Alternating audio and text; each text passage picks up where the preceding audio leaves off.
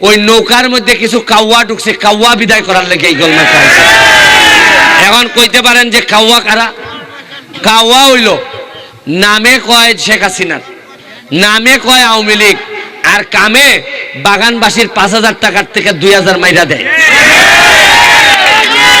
কাউয়া কেটা জানেন? কাউয়ায় ভোটের সময় কয় আমরা নৌকা লই আইছি, তাড়াতাড়ি ভোট দাও, আর আপনারা কোন রাস্তা বানাই দিবাইনি, কয় দিমু, এরপরে আর 5 বছর কোনো খবর রাখেন, এরারে কয় কাউয়া। মাননীয় সংসদ সদস্য এ লাফালাফি বাড়াবাড়ি যে প্রধানমন্ত্রী বলেছেন, বক্তৃতা করেন, শেখ হাসিনার নামটা পর্যন্ত শালীনতার সঙ্গে উচ্চারণ করেন না। করেন হাসিনা হাসিনা, আমরা ছাড় দিচ্ছি, কিন্তু মনে রাখবেন বাড়াবাড়ি করলে ছেড়ে দেব না। মাননীয় সদস্য জনাব সৈয়দ সাইদুল হক হবিগঞ্জ 4 সম্পূরক প্রশ্ন। স্পিকার, কালকে আপনারা ফেসবুকে দেখছেন নি 100 কোটি টাকা, 196 কোটি টাকা মাইরা দুই বেটি জার্গা কানাডা কোর্টে লই আইছে। আমি ভিডিও অন করিয়া কইছি ওই তখন বেটি দুইটা টাকা লই জায়গা, একদিনে 80 লাখ মানুষে দেখছে। ওই ওসি আছে একলা রমনা থানার, আর টাকা শহরই সম্পদ, কেউ মারতে না এর বিরুদ্ধে। আমি গিয়া কাগজ লিয়া গিয়া কইছি আমি ওসির বিরুদ্ধে দাঁড়াইছি, তার তদন্ত হোক, তার যদি সম্পদ পাওয়া যায় তার জেলে দেওয়া হোক। বাধ্য হইছে দুদক, দুর্নীতি দমন কমিশন আমার অ্যাপ্লিকেশনের উপর নিতে। আমার এই ওসি এমন কোন ভাবে নাই তদবির করছে না, প্রেসার পর্যন্ত আমারে দিছে। আরে আমি তো সোনারঘাট লিয়া খেলি না, আমি খেলি সারা বাংলাদেশের বিরোধিতা যারা করে এরার বিরুদ্ধে খেলি। আমি ওসিরে কইছি এটা ফেসারে খাম হইতো না রে ভাই, আমি সোনারঘাটের ফুলা, আমার সারা শরীরের মধ্যে মাংসের চেয়ে খুলজা বড়, সর্বোচ্চ মারবাই এমনি আমারে। আর যারা মারতায় না এরা কিটা বাঁচবো না তা সারা জীবন। যারা ডরায় না আপনারা, যারা কথা কইতে ডরায়, তারা কিন্তু আমার চেয়ে বেশি বাচ্চা লাগবে না। তার আল্লাহ যদি আমার হাত লেখকে দেখেন, 1000 লোক আমারে মারতে চাইলেও মারতে পারতো না। ভিতর থেকে কথা বার করুন, যারা 2 নম্বরই করে কথা বার করুন, নাইলে এমনও বাঁচতা না।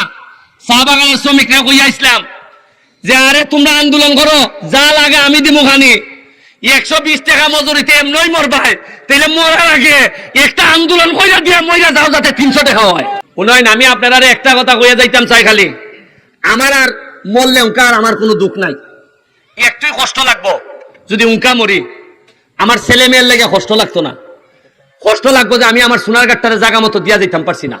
সর্বোচ্চ মারবাই এমনি আমারে, প্রতিদিন আমারে কইন তারা যে তোরে মারি লিবরে ফুট, তুই তো খালি সোনারঘাট তোর শত্রু না, তোর শত্রু হইল দুনিয়ার সব মানুষ, বেশিরভাগ নেতারা আমার শত্রু। এখনো সোনারঘাটের মিনিমাম 1 থেকে 150 ব্রিজ লাগে, এখনো ফুকপাড়ি দিয়া আপনার ফুকপাড় থেকে পশ্চিম পাড় পর্যন্ত আরো 3টা ব্রিজ লাগে, নাল মুখ লাগে। সোনারঘাটের যে ব্রিজটা এটা পুরানো গেছে, এটা বদলাইয়া নতুন করণ লাগে, একটা রাস্তা করণ লাগে। আপনার প্রতিটা রাস্তা বাইঙ্গা সুরমার, একটা বা 2টা দিলেও আমি চালাই নিতে পারবো মাননীয় মন্ত্রী। ধন্যবাদ। আমি এখন মাননীয় যোগাযোগ মন্ত্রী জনাব ওবায়দুল কাদেরকে তার বক্তব্য রাখার আহ্বান জানাচ্ছি। মাননীয় স্পিকার, আমি মাননীয় স্পিকার, আপনিও বোধ ভুলক্রমে, আমি এখন যোগাযোগ মন্ত্রী নই, যেটা আমাদের বিরোধী দলের সদস্যরা।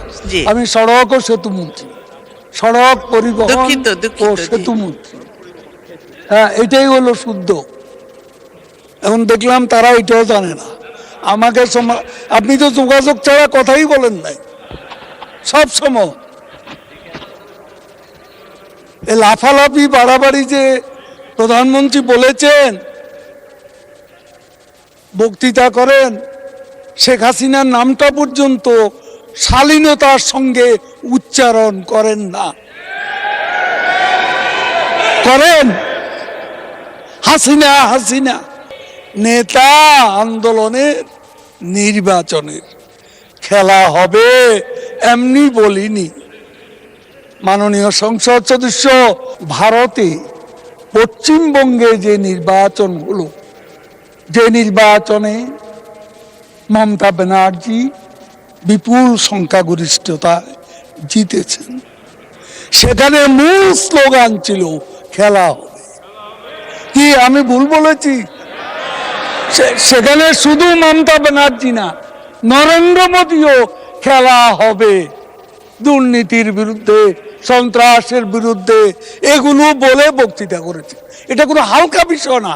রাজনীতিতে এই পলিটিক্যাল হিউমার আছে, তো পশ্চিমবঙ্গে তো কেউ বলেনি এ কথা। আর আমি কালকে 2 লাখ লোকের সামনে বক্তৃতা করছি, সারা মাঠ খেলা হবে বলেছে। তাহলে জনগণ তো এটাকে অপছন্দ করছে না, আপনি কেন করছেন? আপনার ভালো লাগে না, আপনি বলবেন না। আমি বলবো এটা একটা পলিটিক্যাল স্লোগান। পশ্চিমবঙ্গ ভারতে গণতান্ত্রিক দেশ, প্রাইম মিনিস্টার নরেন্দ্র মোদী এবং মমতা ব্যানার্জি মুখ্যমন্ত্রী, তারা এক্সচেঞ্জ করেছেন এই শব্দটাই বেশি, এই স্লোগানটাই বেশি। তাতে কিন্তু গণতন্ত্র হালকা হয়ে গেছে। জনগণ কি সেটা মনে করে? জিজ্ঞেস করুন। জনগণ তো সমস্যারে পাল্টা সঙ্গে সঙ্গে স্লোগান দিচ্ছে, উচ্চারণ করছে।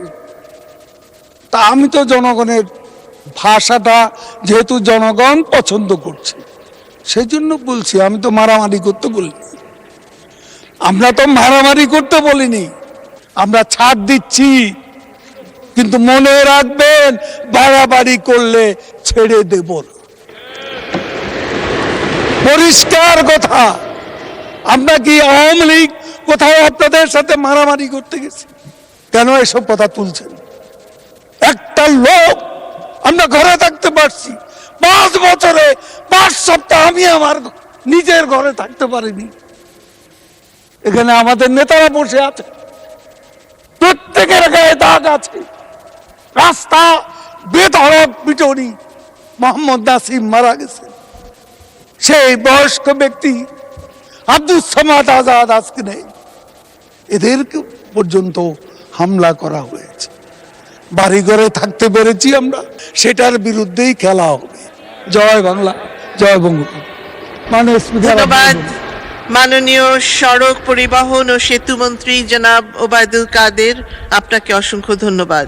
শুনলেন তো দর্শক, কিভাবে সড়ক পরিবহন ও সেতু মন্ত্রী ওবায়দুল কাদেরকে বাঁশ দিল আমাদের প্রিয় ব্যারিস্টার সুমন ভাই। যেখানে অন্যায় দুর্নীতি সেখানেই ব্যারিস্টার সুমন ভাই তারই প্রমাণ দিল আজকে।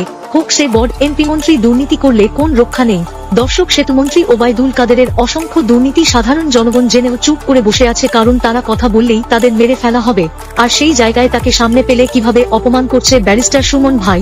সত্যিই সাহসিকতার বীর পুরুষের প্রমাণ দিল আজকে। সুমন ভাই শুধু দুর্নীতিবাজদের বিরুদ্ধে রুখে দাঁড়ান তা কিন্তু নয়, তিনি সাধারণ জনগণের একজন বন্ধু বটে। এই জন্যই তো সাধারণ জনগণ তার নাম দিয়েছে মানবতার ফেরিওয়ালা। এই ব্যারিস্টার সুমন নিজের টাকায় করেছে অসংখ্য ব্রিজ। এমপি হওয়ার আগেই আপনি আপনার এলাকায় দেখাতে পারবেন এমন কোন এমপি রয়েছে যে নিজের টাকায় সাধারণ মানুষের জন্য কিছু করে? নিজের টাকায় কিছু করা তো দূরের থাক, সরকারের টাকাই তো খেয়ে ফেলে সব। সত্যি মানবতার ফেরিওয়ালা ব্যারিস্টার সুমন ভাই, তিনি বাংলার জন্য একজন ফাটাকেষ্ট, সত্য পথের পথিক। দর্শক সবাই ব্যারিস্টার সুমন এর জন্য দোয়া করবেন, তিনি যেন এইভাবে চোর এমপি মন্ত্রীদের ধোলাই করতে পারেন। ভালো থাকবেন, সুস্থ থাকবেন, দেখা হবে পরবর্তী কোনো ভিডিওতে। আর আপনি চ্যানেলে নতুন হয়ে থাকলে এখনই সাবস্ক্রাইব করে রাখুন।